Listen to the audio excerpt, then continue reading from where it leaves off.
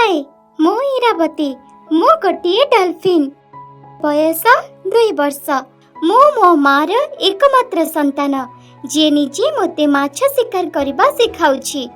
आपण डॉल्फिन विषय रे अधिक जानिबा को आग्रही कि ताहले चलंतु जानिबा। विश्व रे 40 टी प्रजाति रे डॉल्फिन अछि जेउथिरु 5 टी प्रजाति नदी डॉल्फिन अटे। मु हेउछि नदी डॉल्फिन रा इरावाड़ी प्रजाति रा डॉल्फिन। एही ना म्यांमार रा इरावाड़ी नदी रा ना उपरे आधारित। आमे नदी रा मुहाणा एवं ह्रदरे रहिबाको भल पाओ। मो ओडिसा रा चिलिका ह्रदरे रहे। एहा बंगोपसागर रे पडुथिबा दयानदी मुहाणा रे थिबा एक ह्रद जहा 1100 वर्ग किलोमीटर रु अधिक अंचल रे परिव्याप्ति होईछि।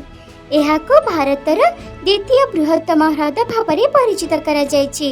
मोर परिवार रा अन्य सदस्य एवं बंधु माने ओडिसा उपकूलवर्ती भितरकनिका अभयारण्य गहिरमथा पुरी एवं ओडिसा उपकूलरु किछि दूर भद्रक रे रहंती। तिमी एवं डॉल्फिन समान प्रजातिर सेटेसियन्स केवल आमर आकार सामान्यतः भिन्न होइथाय।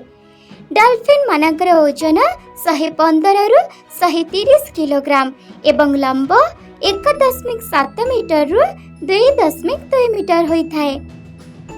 मो माछ नुहे मु एक स्तन्यपायी प्राणी। जदिओ आमे सुंदर भाବରେ पहरी थाओ आमे माछ नुहे मनीष परि स्तन्यपायी प्राणी। आम रक्त उषुम थाए। माछंक भଳି आमर गालेसी न थाए। आमे फुसफुस माध्यम रे निश्वास नै थाओ। आमे अंडा न दे छुआ जन्म करि थाओ। आमे आम छुआ मानको क्षीर खाइबा को देई थाओ। जन्म समय रे आम शरीर रे केश थाए जहाको निश कहा जाए जहाकी खूब शीघ्र छड़ी जाए। मुंडर शीर्ष रे रहिथिबा ब्लोहल हेउची मोर नाक। मो पिठी ऊपर छोट आकार फिन रही थाए। आमर थंट नहीं। अन्य डॉल्फिन मानक परि आमर आगको बढ़िथिबा पाटी किंबा मुह नहीं। डेना बा फ्लिपर्स हेउची मोर पैडल आकृतिर आग अंग। दुईटी परदा युक्त पंजा बा फ्लक्स हेउची मोर लांच ऑफ फिन। मोर तुमको गोटे मजादार कथा कहिबाकु चाहे। मो मुंड को प्राय 360 डिग्री बुलाई परिबी। एहा अन्य डॉल्फिन तुलना रे ढेर अधिक। एबे हमर मस्तिष्क विषय रे किछि जानिबा।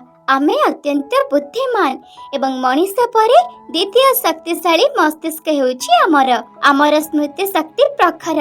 मनीष एवं अन्य डॉल्फिन मानको अनुकरण करि परिबा, दर्पण रे निजको चिन्हि परिबा एवं अनेक कौशल शिखिबा एवं प्रदर्शन करि परिबार हमर क्षमता रही थाए। आमे भावना प्रकाश करि पारु एवं समस्या समाधान रे पारंगम। किंतु आमे हमारा मस्तिष्क को असुविधा रे पड़िथिबा प्राणी को सहायता करिबा पई व्यवहार करू, लुचिबा पई नहे। आपण डॉल्फिन रो शब्द श्रवण एवं अन्य इंद्रिय क्षमता विषय रे जानिबा को चाहछंती कि? हुइसेल परि शब्द सृष्टि करिबा पई आमे मुह नहे परम ब्लोहल व्यवहार करिथाउ। आमे उभय पानी उपरे एवं पानी तळे देखि पारु। पानी तळे आम आँख को रक्षा करिबा पई आमे एक तेलिया पदार्थ निर्गत करिथाउ। धूसर रंग व्यतीत आमे अन्य कोनोसी रंग देखि पारु नाहु। नाक न थिपारु आमे कोनोसी गंध पारि पारु नाही। आमर कान नाही किंतु सुनिबा पई आमे आमर तळपाटी व्यवहार करू। आमर तळपाटी सीधा सड़क आम मस्तिष्क सहित संयुक्त जहाँ शब्द सुनिबा एवं प्रतिक्रिया प्रकाश करिबा सहज एवं तीव्र करिथाए। आमे जणे साधारण व्यक्ति अपेक्षा 10 गुण अधिक सुनि पारु। एबे मोर श्वासक्रिया विषय रे आलोचना करिबा। माछ मानक शरीर रे संकीर्ण फांक थाए जहाको गालेसी कहा जाए, जहा सेमानक जल भितरे निश्वास नेबा को सक्षम करिथाए। किंतु भूमिस्थ स्तन्यपायी प्राणी मानक नाक परि निश्वास प्रश्वास नेबा पई आम मुंडर उपरि भाग रे ब्लोहल अछि एवं आमको निश्वास प्रश्वास पई प्रति 70 रु 150 सेकेंड रे थरे जल पृष्ठ को आसीबा को पड़िथाए। बुड़ीबा बेले आमर ब्लोहल बंद होई जाए। जलपृष्ठ को आसिबा मात्रे यह खोली थाए। आम शरीर रे उत्तम अम्लजान संरक्षण क्षमता अछि एवं मनीष मात्र 17% वायु विनिमय करि पारुथबा बेले आमे प्रत्येक निश्वास रे आमर फुसफुस रे 80% वायु विनिमय करि पारु। एबे किछि मोर डाइव सीक्वेंस विषय रे सुनंतु। मो मुंड पानी ऊपर को देखा जाए एवं मो ब्लोहोल रु निश्वास छाड़ी थाए। मो मुंड एवं पिठी जलपृष्ठ को भाग करे एवं निश्वास निए। मो तल को डाइव करबा समय रे जेतेबेले मोर पिठी बुडे मोर डोर्साल फिन संपूर्ण भाबरे देखा जाए। केवल मोर लांज देखा जाए एवं अवशिष्ट शरीर जलमग्न होई जाए। इको लोकेशन जोगाजोग नेविगेट एवं शिकार पाई आमे इको लोकेशन व्यवहार करू। आम मुंडरे थिबा छिद्र गुड़िक क्लिक शब्द सृष्टि करे जहाँ शब्द तरंग परि जल दे प्रवाहित हुए एवं जेतेबेले एहा एक पृष्ठ किंबा जीव को धक्का दे फेरी आसे एहार प्रतिध्वनि सुनिबा द्वारा बस्तीर दूरता आकार एवं आकृति किंबा आम निकटरे थिबा अवरोध सेगुड़िक के पदार्थ रे गठित आदि विषय रे आमे अनेक तथ्य अनुमान करिथाउ। इको लोकेशन हेउछि एक कौशल जहाँ उच्च पिच ध्वनि तरंग को बाउंस कराए एवं जे कोनोसी प्रतिबंधक पुनर्बार प्रतिध्वनित हेबाको अनुमति दिए। एहा एक बुड़ा जहाज रे सोनार परि शब्द सहाय्य रे देखि पारे। बादुड़ी और कीट पतंग भली किछि अन्य जीव मध्य इको लोकेशन व्यवहार करंती। आमे हमर साथी मानक सहित नियमित भाबरे जोगाजोग रक्षा करू। विशेषतः जेतेबेले आमे कोनोसी विपद किंबा खुशी अनुभव करू। आमे चित्कार बज हुइस एवं क्लिक भली विभिन्न शब्द सृष्टि करू जहाँ अनेक दूरରୁ सुना जाए। आमे हमर फिन व्यवहार करी परस्पर को अभिवादन जणाऊ एवं लांज को ऊपर तल करी जलपृष्ठ रे चापुड़ा मारू जहाँ को फ्लैग कहा जाए एवं लांज को ऊपर तल करी थाउ जहाँ को ब्रीचिंग कहा जाए। आमे उष्म रक्तयुक्त बड़ आकारर और सर्वदा गतिशील तेणु आमे बहुत खाई थाउ। आमे पानी पीऊ नहीं। आमे खाउथिबा खाद्यर जलीय अंश बा हाइड्रेशन पाई थाउ। आमर गाई परि दुईटी पाकस्थली थाए। गोटिए खाद्य संरक्षण पाई एवं अन्यटी हजम पाई व्यवहृत हुए। आम दांत विषय रे आपण आउ एक मजा कथा जानिबा को आग्रही कि आमर 16 रु 38 ऊपर एवं 22 रु 36 तळ दांत अछि। आमे केवल खाद्य धरिबा पई हमर दांत को व्यवहार करू किंतु शिकार को न चबाई पूरा गिली दउ। आमे माछ एवं क्रस्टेशियन मानक खाई थाउ एवं शिकार को धरिबा पई अनेक कौशल व्यवहार करू। आमर शिकार को खोजिबा पई आमे इको लोकेशन व्यवहार करू। सहजरे माछ धरिबा पई आमे सेमानको कादो अंचल को किंबा जालर निकटवर्ती जलस्रोत आड़को घौड़ाई थाउ। आमे दलगत भावे शिकार करू जहाँ खाद्य संधान प्रक्रिया को बहुत प्रभावशाली करिथाए। जदि आपण ए पर्यंत आमर मस्तिष्क द्वारा प्रभावित होई नाहंती ताहले मध्य जानि रखंतु सोइबा समय रे आमर अधा मस्तिष्क जागृत रही थाए। तेणु जेतेबेले आमे सोइबा समय रे गतिहीन भावे पहरी थाउ आमर मस्तिष्क हमको भूपृष्ठ रे भासिबाको किंबा वायु पई भूपृष्ठ रे उठिबाको मने पकाई थाए। आमर शत्रु बड़ शार्क आमर मुख्य शत्रु।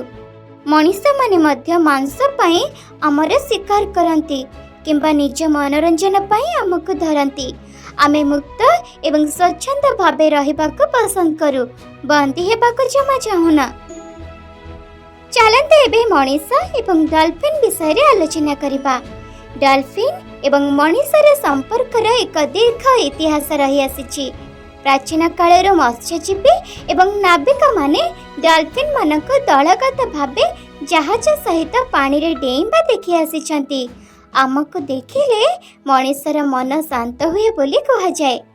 जेतेबेले मत्स्यजीवी माने माछ खोजिबारे समस्यार सम्मुखीन हुअंती से माने हमर दल को अनुसरण करंती कारण आमे सहजरे इको लोकेशन व्यवहार करी माछ खोजी पारू एवं शिकार करि पारू। आमे मध्य माछको सीधा सड़क जालरे पड़िबा पई मत्स्यजीवी मानक सहाय्य करू। से मानकर जाल जोगु आम पई मध्य माछ धरिबा सहज होइथाए। समस्त डॉल्फिन प्रजाति मध्यरे इरावड़ी सबुठारु लज्जाशील एवं आमे दूरता बजाय रखिबाक पसंद करू। आपण स्ट्रांडिंग विषय रे जानते कि स्ट्रांडिंग हेउछि जेतेबेले एक डॉल्फिन जियंता आघात किंबा मृत होई कूଳରେ पड़िथाए। एहा गोटिए किंबा गोष्ठी आकार रे होइथाए। जदि आपण एभली डॉल्फिन को देखंती दयाकरी तुरंत जंगल अधिकारी सहित जोगाजोग करंतु। दयाकरी हमको छुअंतु नहीं कि आघात भी करंतु नहीं। डॉल्फिन संग्रहालय एठी डॉल्फिन्स विषय रे लेखा जाइथिबा किछि पुस्तक एवं प्रबंध सब अछि। सेगुड़िक पढ़ंतु। डॉल्फिन संग्रहालय परिदर्शन करंतु, जहा द्वारा आपण आम विषय रे अधिक किछि जानिबाको पाइबे। एथर डॉल्फिन संरक्षण विषय रे किछि वार्षिक डॉल्फिन गणना। प्रत्येक वर्ष शीत दिने ओडिशा वन विभागर बंधु माने छोट देशी डंगा एवं बड़ यांत्रिक डंगारे आमर संख्या गणना करती। जनगणना आम जनसंख्यार वैज्ञानिक परिचालन रे विभाग को सहाय्य करे। डॉल्फिन संरक्षण पई निया जाउथिबा विभिन्न पदक्षेप गुड़िक हेला गहिर मथा, भितरकनिका, भद्रक, पुरी एवं चिलिका वाइल्ड लाइफ डिविजन रे कर्मचारी द्वारा डॉल्फिन हॉटस्पॉट चिन्हट, पेट्रोलिंग एवं मॉनिटरिंग। समस्त हिताधिकारी सह समन्वय बैठक। मत्स्यजीवी मानक मध्य सचेतनता सृष्टि। प्रतिवर्ष अक्टोबर 5 रे डॉल्फिन दिवस पालन। आमे सम्मुखीन हेउथिबा किछि समस्या गुड़िक उपरे आलोकपात करबाको चाहूछि। बहु परिमाण रे माछ धरा हमर खाद्य उत्स को ह्रास करुछि। फिशिंग बाय कैच एवं परित्यक्त फिशिंग गियर आम पई बहुत विपद सृष्टि करुछि। जलवायु परिवर्तन, जल प्रदूषण परिवेश रे क्षति करुछि एवं वासस्थान अवक्षय आम पई क्षतिकारक। आपण मध्य आम सहायता करि परिबे। मनीष एवं डॉल्फिन एकत्र रही पारंती एवं आपण किछि छोट छोट परिवर्तन कले आमर भविष्य उपरे मध्य यार बड़ प्रभाव पड़ी परिबो। निजर कार्बन पदचिह्न बा निर्गमन को ह्रास करंतु। नदी एवं अन्य जलस्रोत को सफा रखंतु। हाइड्रो सौर शक्ति को स्थानांतरित होंतु। स्थायी माछ धरिबा व्यवस्था करंतु। वस्तुर पुनर्व्यवहार अभ्यास करंतु। डंगारे नियमावली अनुसरण करंतु। परिवेश समस्या उपरे संवाद अनुसरण करंतु एवं संरक्षण को समर्थन करंतु।